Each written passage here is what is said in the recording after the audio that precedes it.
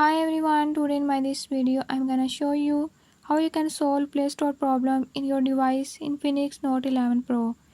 In this device Infinix Note 11 Pro, if you're having any issue like your Play Store is not opening or is not working, I'll tell you few tips and tricks that you can use to fix it. Before we move to the video, if you are new to my channel, don't forget to subscribe and press bell icon. Watch complete video and learn how you can fix it.